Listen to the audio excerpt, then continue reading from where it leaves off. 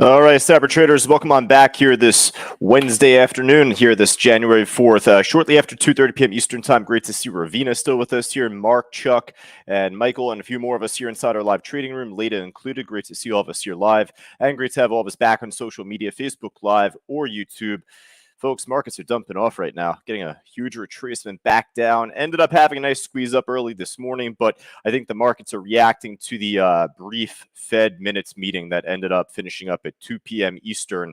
Aside from the bigger FOMC meetings that are, every other month roughly, you could always check the calendar right from the Fed website at least. But, these smaller minutes meetings, you'll tend to see some headlines come out from some, different people out there.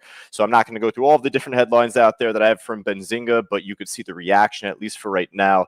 Hey, always goes to show, though, that, even as the markets are dumping off, and just like yesterday, it doesn't mean that not every stock is going to go with it, right? So, you're going to have a few stocks that go against the grain, move up on their own accord, on their own ability, off of either, news of their own or a short squeeze. So, of course, we start off back right on Calla. So, this has been just like an utter dream to trade here across the last several days. And I say that just generally speaking, looking at how much this had moved up virtually day over day over day, like all the way through. There's, one red day from yesterday morning, but, aside from that, it's been pretty much a straight shot up, which you never expect. So, it's easy to leave money on the table. It's easy to be intimidated and not jump in. I did not trade this today myself, but for those of us that did, like Robert or John or maybe Chuck or a few more of us here inside this live trading room, just, hey, if you wanted to have some fun, just lower the share count, do it on maybe just one share, 2 shares. That's it. Well, at least you're doing it responsibly, right? There's no need to put yourself at that much risk and trade this thing on 1,000 shares, 2,000 shares. If you got the pockets for it, congratulations to you. But that's not like what our intent is, though. Like, our intent is to at least do it within reason. I stayed away from this thing at least, but for anyone that got their hands on this and ended up making some money, congratulations. You know what? With that in mind, let's have a little fun because, I thought of this like right before we started this meeting live. I did a little countdown on our StreamYard service. And right as that was going, I thought of this. I'm like, this could play well right now with this review. So really, hand up, like this is the first time I thought about this right now, because how could I think about it beforehand, if I was expecting this to dump off even back from Thursday and Friday last week. So with it now retracing back up to breaking new highs, let's actually use like a fib. Like I'm just interested here. Like if I were to split this into maybe like a 15 or 30-minute chart, you could see the extended run up. Virtually it pulled back and then the spike back up again. Like I want to see if I could use like a fib extension, and I'm just like totally doing this right, like kind of like from the top of my mind right now. So if this doesn't really play too well, then so be it. But if anything, you go from bottom to top to bottom again to project the next set of levels above. So, of course, it shot above the 61.8, as you could see here, roughly like right around 51.50, 51.59, that is. But nonetheless, though, the reaction after is a pretty violent shake back down. This should easily complement $50 if this even decides to move back up again. Again, it's not often that we find a stock that ends up opening up at 6 back on the 28th, and here we are 5 trading days later, and it's up, nearly 10x.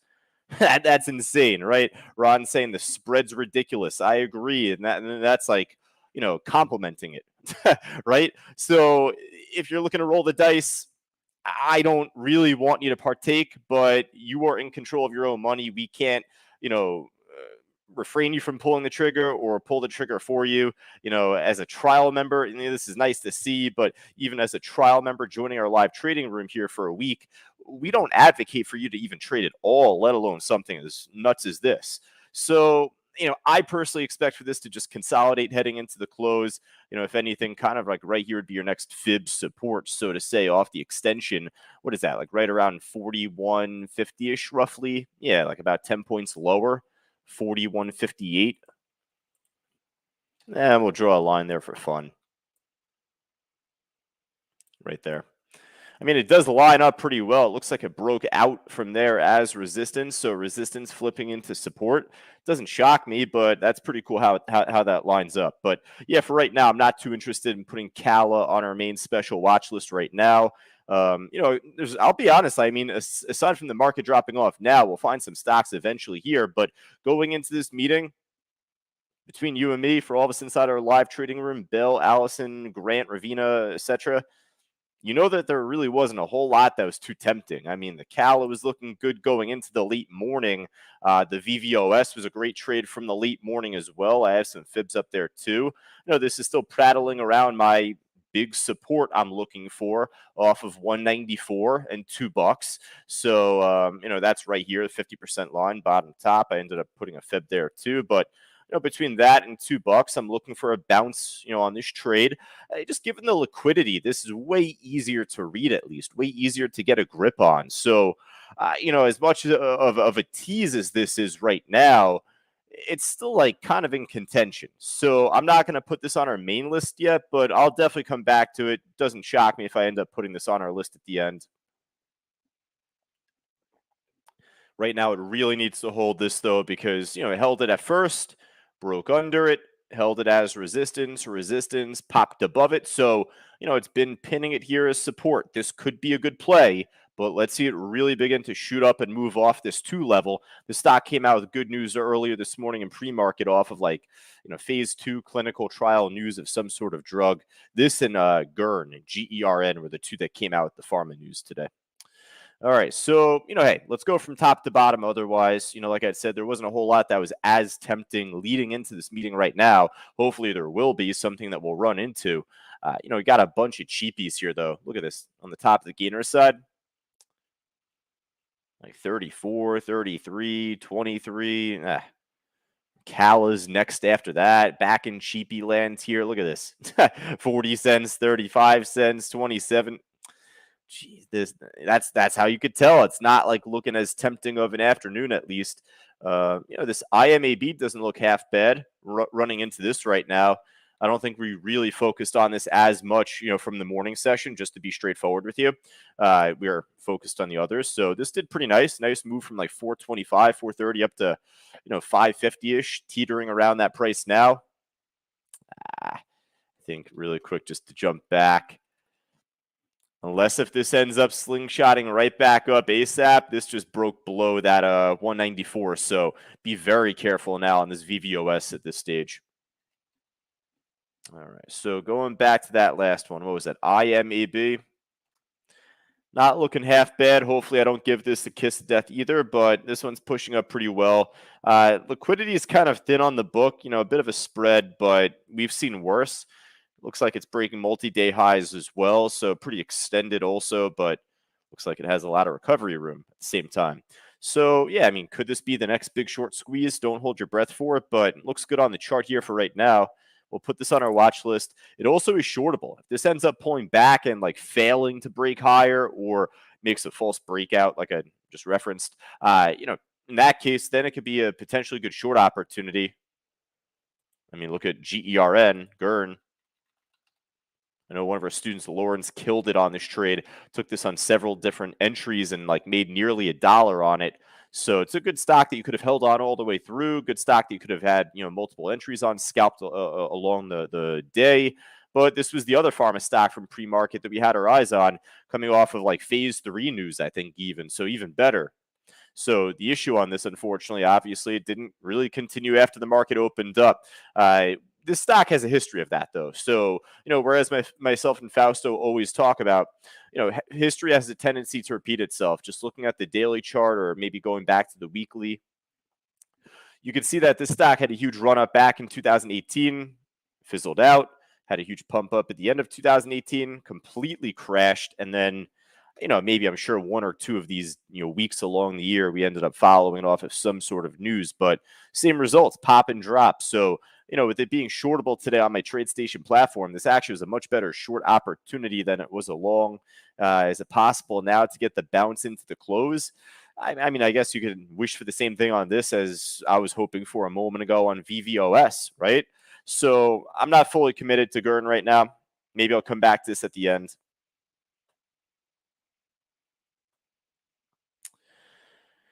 All right. What else we got here, though? WeWorks, WE. I mean, Fausto was on this one earlier this morning during our audio broadcast inside our trading room. So, it had a nice little pop. Hey, not the biggest, not the best, but we'll take it. And, even after we took our eyes off it, ended up making a nice continued move up higher later on. So, right now, it is kind of where we want to see it here at this time of the day, right? The issue is that it might be too liquid. Got this big 50,000 share iceberg order. It needs to crack over pretty cleanly, roughly around 42, 50,000 shares, just about. But again, I mean, it could be another one of those short squeeze type of stocks that we just referenced, Cala and VVOS, etc. Um, Low risk for us to put this on our watch list at least. So we'll do that. SI, this thing's, I mean, we talked about this so much on the downside, breaking all time lows, if I'm not mistaken, at least. So we know this thing has a huge amount of room to recover. Thing ran up towards 220, dumped all the way back down, even from like end of last year into, or end of 2021. Here we are in 23. So, all the way down over into 2023 now. So, this has been a nice short squeeze so far today, and hopefully it can continue. This SI stack I'll put on our watch list here looks good. Hopefully, this could just build a higher low from here, squeeze back up to the 22 before the close.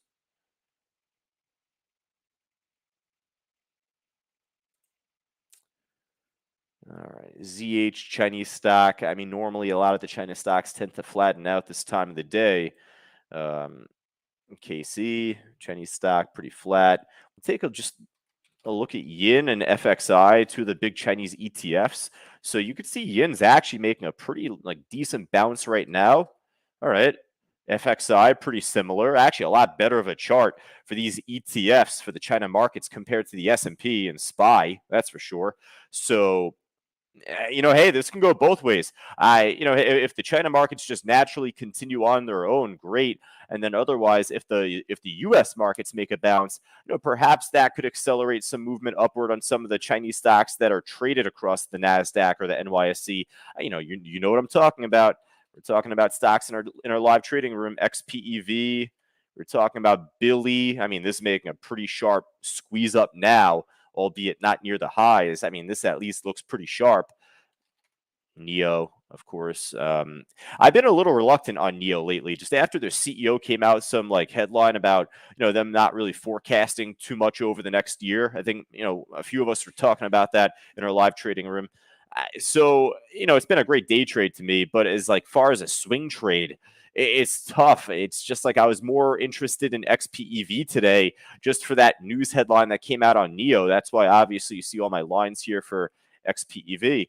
Ended up making a great move, and this is still up big, close near the highs. I'll put this in particular on our list. Maybe check out another China stock like IQ. This one's been really nice to us over the last month, basically.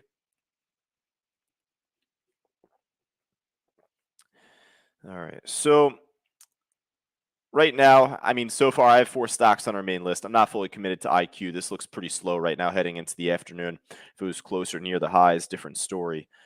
Just to kind of finish up the gainer side, though, here, PDSB. Nice chart. Nice recovery from yesterday's drop off here, too. So it could be one to watch as far as a swing trade.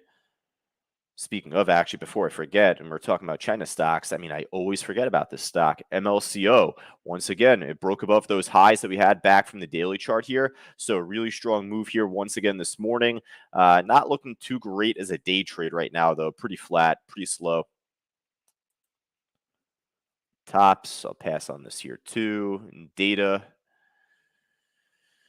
All right, I'll pass on these here, folks. Check out Mara before we finish up, making higher lows still to a degree, or at least not breaking a lower low for right now across the intraday. It's squeezing back up, but my stance on the crypto stocks this time of the day right now, normally they're big busts. So I'm gonna hop over to the loser side right now, seeing if there's anything better. Vera, VERA. This thing took a huge hit yesterday, only continued to drop off lower this morning. Is this at all-time lows? That's the only thing I didn't really check on this trade. I didn't prep this chart up like I did the others.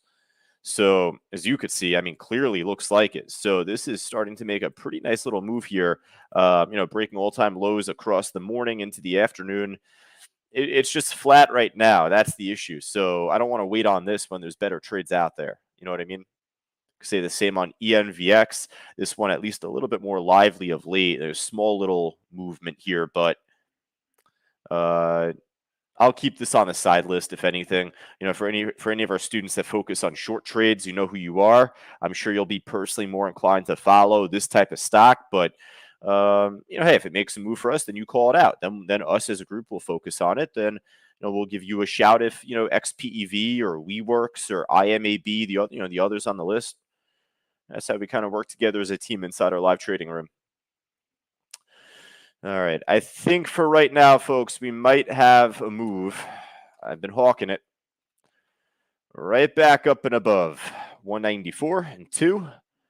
The VVOS. I'm still hopeful on this trade. It's still very active, good liquidity on the books. So with this squeeze back up and above this level now, this is giving us one last little squeeze here. We'll see if we can make that move now that we wanted. I mean, hey, better this stock than something that just looks like slow or like watching the paint dry. You know what I mean? So this at least has a little movement to it like the others. All right. So, hey, let me know if there's anything else up, down, left, right, more than 5% for any of us inside social media right now, Facebook Live or YouTube. I appreciate you folks joining us right now, or any of us inside our live trading room. Just let me know if there's anything I'm missing.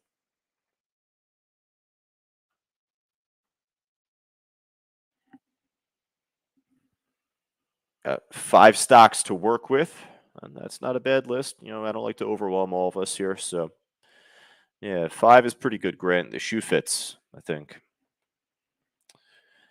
All right. Got one last little ping from Benzinga Pro. I don't know what the chart looks like. I'm just seeing that it made like a little pop. Yeah, a little pop. All right. ACIW. I just saw it from my Benzinga screener here, my scanner, nonetheless. Just made a nice pop up like 8% over the last 5 minutes. So sometimes the chart doesn't always look as attractive. Like you'll see me like look at it after, be like, oh, this is garbage. But this is not garbage, at least for right now. This is a pretty decent pop. I don't have any news on this trade. No news headline, at least as of yet. No news since like November 10th. So, maybe it's unusual options play, a little squeeze up and down. That's it. Maybe there's news that's going to be coming out in the next minute or two that we'll find out. We'll talk about inside our live trading room. But for the meantime, it's up over 9%, and hopefully more eyeballs, catch on to this trade. So, for right now, more speculation than anything, but we'll put this on our watch list for now. Mike saying BTU at the high of the day. Yeah, this is actually looking pretty good. So BTU not looking bad. I always like to check out the other like energy main, like energy, petroleum energy stocks at the time. So BTU, Oxy. Mike, there's like one or two others that we typically follow at BTU, don't we? I feel like there's like one or two I'm missing here. BTU, Oxy. I mean, we can go into like APA, but that's at the lows. That ain't having a good day. Pineapple Energy, that doesn't do anything right now. And BTU is looking good, though, for the meantime. It's up near 5%. Michael saying marathon as in Mara. So Mara, we've been, kind of keeping on our side list for right now. It is squeezing back up pretty nicely. I certainly hope that it makes a pop. Normally, these crypto stocks don't make that illustrious pop that we want to see at this time of the day. That's just from experience. So I'm going to put my money on that more than anything. This chart looks great. The order book looks great. If you want to ignore my advice and want to follow Mara, for any advice I give, this would be the one I'd say, hey, if you want to ignore it, go ahead, because by all means, it's kind of low risk. You're not going to kill yourself, I feel, trading Mara. If anything, it might just be more of a dud. But I hope it's not. Chart looks all right. It's up 23%. So, with it up that much, perhaps this could make for a nicer squeeze heading into the close, but we'll see.